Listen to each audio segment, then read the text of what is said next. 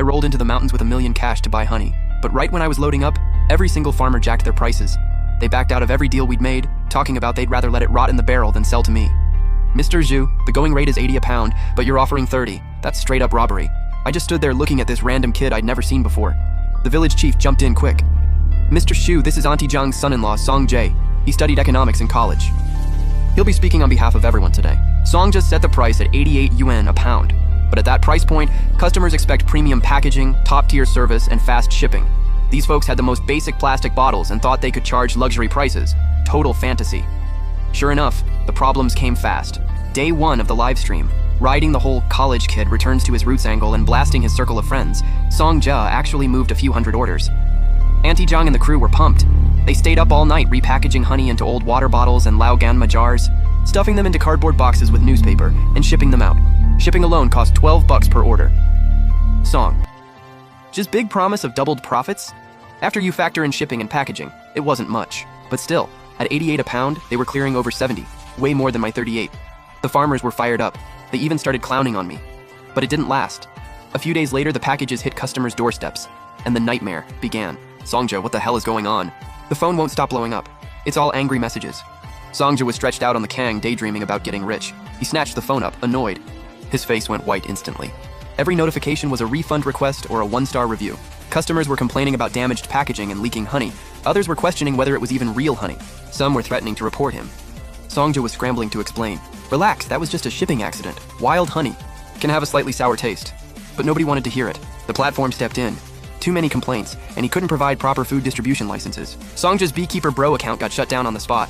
His security deposit got frozen.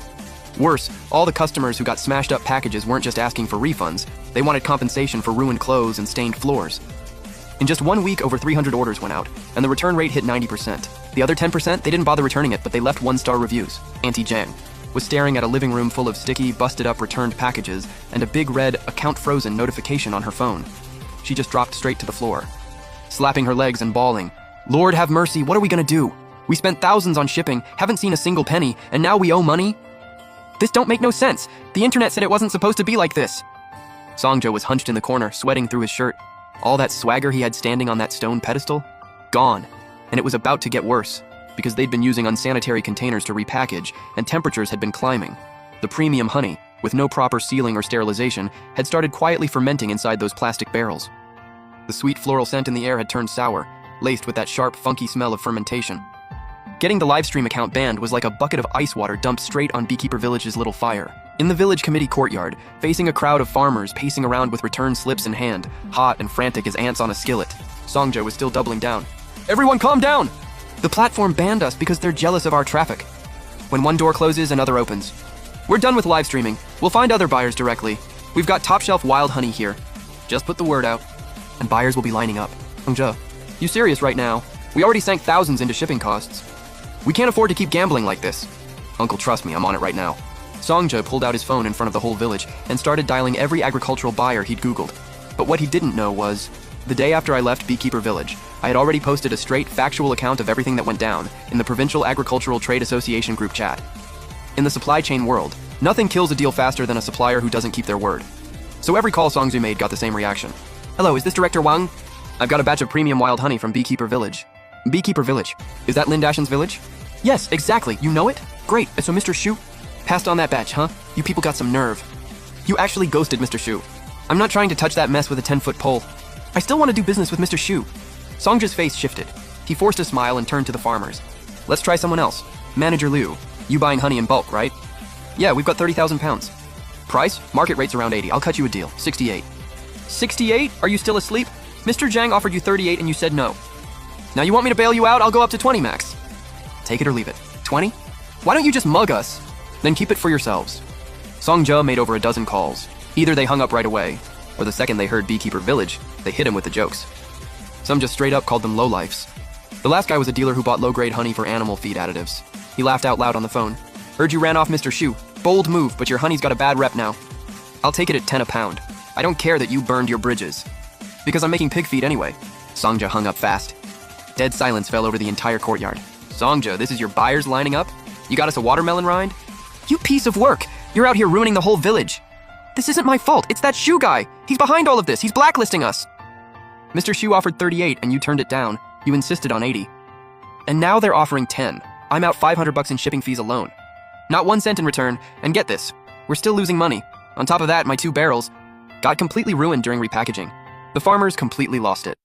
The college kid who'd been put on a pedestal was now public enemy number 1. Songjia got shoved back and forth, hair that was once slick and polished, now a total mess. Back in my office, I listened to the voice memo my contact sent over and let out a cold smirk. That's what they call burning your own bridge. Business has rules. When you cut corners and break them for a quick buck, those same rules will come back and crush you. I didn't need to blacklist anyone. All I had to do was tell the truth, and the system that runs on trust spit them out on its own.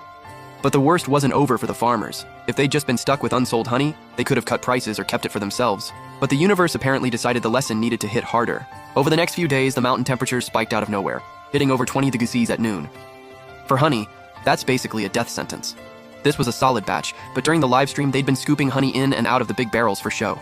And when it came time to pack orders, they used unsterilized tools and skipped the professional sealed lids I'd sent them, just loosely covering the barrels with plastic wrap. One day, Auntie Zhang stepped into the courtyard and caught a strange smell. Not floral. It was sharp, sour, tinged with something fermented. She ran over. She lifted the plastic wrap off one of the big barrels. The honey that had looked like clear amber was now bubbling, tiny white foam pushing up, slowly churning, blub, blub, blub. A wall of sharp, sour stench hit her in the face. It almost knocked her flat. "Honey, get out here, quick!" The whole village fell apart fast. It wasn't just Auntie Zhang's place. Nearly every household's honey had gone bad. Farmers were crying and panicking, staring at their honey turning into foamy vinegar. Lin Dashan looked at his yard. Barrels bloated like balloons and just collapsed on the ground. He scooped up a handful of fermented honey, threw it in his mouth, and immediately spit it out. "It's over. It's all over. The honey's gone bad." At this point, forget 38 a pound. We couldn't even pay someone to haul this away. All 30,000 pounds of liquid gold? He'd been hiding out at his mother-in-law's place, not daring to show his face. Once he saw the honey was ruined, he knew if he stayed any longer, he might actually get beaten. But he didn't get far. The farmers who'd been watching him blocked him at the village entrance. "You think you can run off with your fancy marketing theory? Not a chance. Figure out how to sell this sour mess. Or you're not leaving this village today." "Everyone, it's a natural disaster, force majeure." "I never thought it was gonna get this hot." "I never thought the honey would go bad." "Oh, you never thought?" Mr. Zhu showed up with a refrigerated truck. "And you chased him off. He sent sealed barrels here and you made us open them for the live stream. Now pay. Us back for our money and our honey, I can't believe. I trusted you, that was 60 grand. That was our kids' tuition. Now it's all vinegar. Pay. Us back." Lin Dashan stood at the edge of the crowd watching the whole circus. The dry pipe in his hand had snapped clean in two. He stared at the wreckage around him, and in his mind the image of my eyes when I left that day flashed back. That wasn't anger, that was pity. He'd done this to himself. Mr. Xu offered 38 and I turned my nose up at it. What was wrong with me? That was money handed right to me. Now the money's gone, the connections are burned, the reputation's trashed. Even family ties are shredded, and right now, the whole beekeeper village reeked of something sour. Not just from the fermenting honey, but from greed rotting from the inside. Meanwhile, 60 miles away in the city, I was sitting in a nice restaurant across from a new partner from Yuncheng. "Mr. Xu, thanks for trusting us with such a big order. Integrity is everything. As long as the product's good and the people are straight, price is never an issue." My phone buzzed. It was a video from my contact. The farmers at Beekeeper Village were surrounding those fermented honey barrels, screaming at each other, all crying. I looked at it for a second, face blank, swiped it away, and turned off the screen. "Everything okay, Mr. Xu?" "Nothing, just watched a bad comedy." But the story wasn't over. People only remember the road they once kicked to the curb when they've hit a dead end and have nowhere left to turn. I knew they were coming. That morning, I'd just wrapped up a team meeting and was heading back to my office to deal with some paperwork, when the receptionist Xiao Li came running in, looking panicked. "Boss!"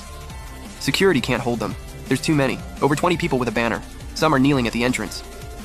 They're crying, saying they're your people from back home. And they came to beg your forgiveness. I walked over to the floor-to-ceiling window and looked down. The plaza in front of our building was packed with a group of people, rough clothes, heads down, crammed outside the revolving doors. Songjia, the guy who once acted like he owned the world, was being held up by two people, head hanging. Auntie Zhang was kneeling at the front, kowtowing to the security guard. The banner was crooked, painted in shaky red letters. "We humbly apologize to Mr. Xu. Please, save Beekeeper Village."